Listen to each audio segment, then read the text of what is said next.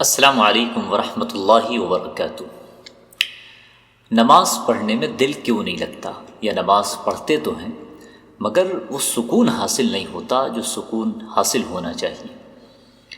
دیکھیے، عبادت کی لذت و مٹھاس حاصل کرنے کے لیے، عبادت میں سکون حاصل کرنے کے لیے کچھ چیزوں کی پابندی ضروری ہوتی ہے، کچھ چیزوں کا خاص خیال کرنا پڑتا ہے۔ پہلی چیز یہ ہے کہ حلال کو اپنائیں، حرام کو چھوڑ دیں۔ حلال رزق تلاش کریں، حرام کو چھوڑ دیں۔ ہماری روزی، ہماری خوراک حلال ہونی چاہیے۔ ہمارا کھانا پینا، ہمارا پہننا اوڑھنا، ہماری رہائش حلال آمدنی اور حلال کمائی سے ہونی چاہیے۔ قرآن میں کہا گیا، یا ایھا الرسل، اے پیغمبرو، کلوا من الطیبات، کھاؤ اس میں سے جو پاکیزہ اور حلال ہے، وَاعْمَلُوا صَالِحًا، اور نیک اعمال کرو، اچھے اعمال کرو۔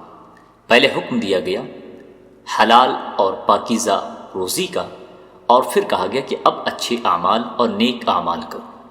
تو اگر ہم حلال اور پاکیزہ رزق کو تلاش کریں گے، ہماری خوراک حلال اور پاکیزہ ہوگی، تو یقیناً پھر ہمیں نیک اعمال کی توفیق میسر ہوگی۔ دوسری چیز ہے، اور وہ ہے نظروں کی حفاظت۔ اپنی نظروں کی حفاظت کریں۔ ان نظروں کو ہر غلط چیز کے دیکھنے سے بچائیں، چاہے گھر پر ہوں یا بازار میں ہوں یا سوشل میڈیا کا استعمال کر رہے ہوں۔ ہر غلط چیزوں پر نظر پڑنے سے بچائیں۔ اگر پڑ جاتی ہے تو فوراً نظروں کو ہٹا لیں۔ گندی تصویریں دیکھنا، گندی ویڈیوز کا دیکھنا، اور راہ چلتی ہوئی لڑکیوں کو، خواتین پر نظریں ڈالنا، یہ اتنی خطرناک چیز ہے کہ اس کی وجہ سے نہ صرف عبادت کی لذت اور مٹھاس ختم ہوتی ہے، نہ صرف عبادت کا سکون برباد ہوتا، بلکہ رفتہ رفتہ عبادت کی توفیق ختم ہو جاتی ہے۔ اتنی خطرناک چیز ہے۔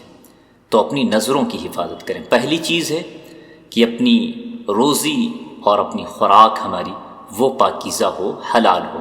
دوسری چیز، ہماری نظریں پاک ہوں۔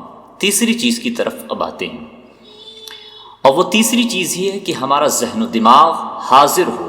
مثال کے طور پر آپ کے پاس میں وقت کے بادشاہ کا فون آ جائے اور اس کا بلاوا آئے کہ آپ کو یاد کیا گیا ہے، دربار میں حاضر ہونا ہے، تو آپ کے اندر کس طرح کی خوشی ہوگی اور کیسا جذبہ ہوگا، کتنا زیادہ آپ ایک الگ طرح کی فیلنگز اور الگ طرح کی خوشی آپ کو ہوگی۔ بہترین لباس سے مزین ہو کر کے، بہترین خوشبو سے معطر ہو کر کے آپ پہنچنے کی کوشش کریں گے، کیونکہ وقت کے بادشاہ کا بلاوا آیا ہے۔ اسی طریقے سے جب اذان کی آواز سنیں تو اب تھوڑی دیر کے لیے یہ تصور کریں کہ یہ آواز کہاں سے آئی ہے اور یہ کس کا بلاوا آیا ہے۔ یہ اس اللہ کی طرف سے، اس پروردگار کی طرف سے بلاوا آیا ہے جو دنیا کے کسی ایک ملک کا بادشاہ نہیں بلکہ ساری کائنات کا بادشاہ ہے، جو ساری کائنات کا نظام چلا رہا ہے، جس کے قبضے قدرت میں کائنات کی ہر شے ہے، اس کی طرف سے بلاوا آیا ہے۔ تو اب بخوشی جو ہے اس کے سامنے کھڑے ہونے کے لیے اپنے آپ کو بہترین لباس سے مزین کر کے، بہترین خوشبو سے معطر کر کے حاضر ہوں، اور ذہن کے اندر یہ بات ہونی چاہیے، یہ تصور ہونا چاہیے کہ میں اس اللہ کے سامنے حاضر ہونے جا رہا ہوں، اس کی عبادت کرنے کے لیے جا رہا ہوں جو بادشاہوں کا بادشاہ ہے، اور عبادت کرتے ہوئے یہ محسوس کریں کہ وہ ذات ہمیں دیکھ رہی ہے۔ پہلے تو یہ تصور کریں کہ ہم اس کو دیکھ رہے ہیں، ہم اس کو دیکھ رہے ہیں۔ حدیث میں آتا ہے کہ آپ جب عبادت کریں تو آپ کے ذہن و دماغ کے اندر یہ بات ہو، آپ کا خیال ہو، تصور ہو کہ آپ اس اللہ کو سامنے سے دیکھ رہے ہیں۔